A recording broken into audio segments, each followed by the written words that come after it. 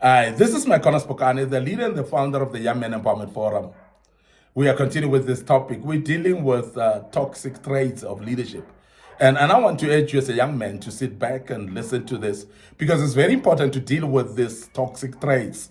Because toxic traits of leadership are actually they're actually holding back from progress. They're actually disturbing progress. They're actually restraining progress that may be made. And that's the reason why we are teaching this, so that you can be able to manage those toxic traits and make sure that you get rid of them and get better in how you manage your people. Now, the first trait that I want us to deal with, which is very toxic in nature, is that of taking credit for other people's work. Wow. This is a very, very toxic trait. And many people, when they have done something and you take credit to that, you're discouraging them that even tomorrow they're not going to do that. They're not going to therefore do the work that they're doing. They don't want to go extra mile about what they're doing, because if as a leader, you're going to take credit of what they are doing, you are discouraging the creativity of them that they do. Now, this is a toxic trait in that way, because what it does is a counter work of what you want to achieve. It's a counter work towards success, because then it's not going to allow success to come in, because you are actually taking credit of other people's work. And I want you to be aware of that, because there are many of us that may be doing that with our teams, doing that with our colleagues, but we don't actually, we are not aware of that. And we are not cognizant of that. So we are saying this, that you should be cognizant of that, so that you can be able to change. Because change will not come until you take notice of that. Please don't take credit of other people's work. Now, this is whereby you claim all achievements as your own, and to enhance personal reputation. Because there are people that will go around stealing other people's work and claiming to be the ones who have created that. Other people's ideas, you're claiming that this is your idea. And I want you to realize that as a leader, you are actually discouraging the team from functioning as a team. You are discouraging the team from progressing in what they do. And also, as I said, also you discourage what we call creative minds. You discourage innovative minds out of them, because they know that if they start to work with this creative mind and so on, you're going to claim it, and they don't want actually their work to be claimed. And I want to urge you, please, as a leader, that please don't take credit for other people's work. Don't claim achievements of other people, because when people have achieved, please give them the platform to shine. Give them credit, let them rise and be able to do even more next time, because they would know that you'll give them platform to shine, because it is clearly not your work, and don't take somebody's work. How do you deal with this? Because there are many of the people that are not even aware of this. There are many of the people that are aware, but they cannot deal with this. Please share the credit generously. So if the credit is not yours, please disclaim it and make sure that this is not me, but I'm just giving feedback, but this is not my idea. This is not my project. It's not the success that I achieved, but this is my team that have achieved. Or this is so and so who have achieved amongst my team. So please give them credit. Share the credit generously. Don't actually own it, because there are times when we are actually not sharing the credit generously. Is whereby we are not actually sharing that which other people have achieved. We don't make them shine. We don't make them to be mentioned as well on the platform. We mention ourselves as if it's only ourselves that have done that. And I want to really emphasize this, that it's very important that you share the credit generously with about the people. Recognize and publicly appreciate the team achievements. Because it's very important that you publicly appreciate them, publicly make them know, publicly make them aware that you appreciate the work that they've done. And don't take credit alone. Please share generously. Make sure that also they are actually on the spotlight, and mention them publicly as well. It's very, very important. The other toxic leadership trait that I want to deal with before I close today is avoiding accountability. That is very toxic.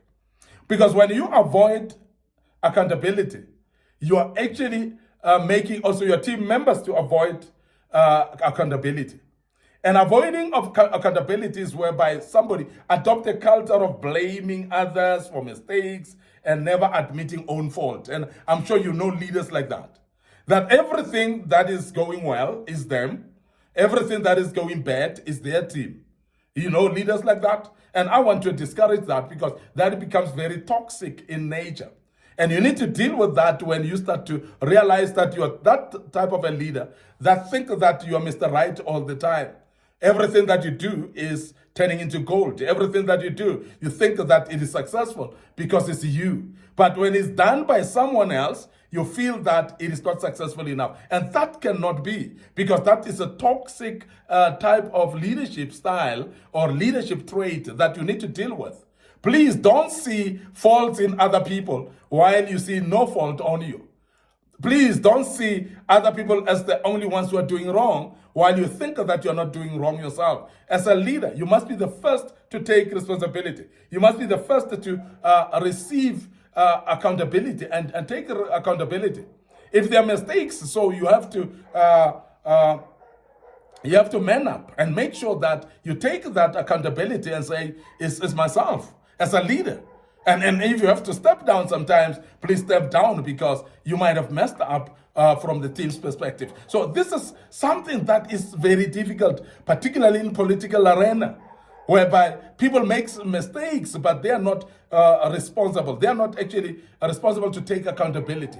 They are not able to point at themselves. They will point up on somebody else. They will point on everybody else and not themselves. And as I said, in the political arena, we see this more commonly. Now, as a young man, I want you to develop in a lifestyle of accountability. And please make sure that you deal as early as possible with that type of a personality trait or leadership trait that makes you not to be accountable, that makes you not to accept and man up to and own up to mistakes that you've made or what your team has made. You don't accept that. So please accept the mistakes where mistakes are and man up about them, because that will actually help you to develop yourself into a better leader tomorrow. How do you deal with that avoidance of accountability? Please admit to mistakes all the time. So please make sure that you admit when you're wrong and focus on solutions. So don't just say, I'm right, because you cannot be right all the time. So don't actually justify mistakes as well and say, I did this because of that and that. Because many times we blame even other people. I've done this because of so and so.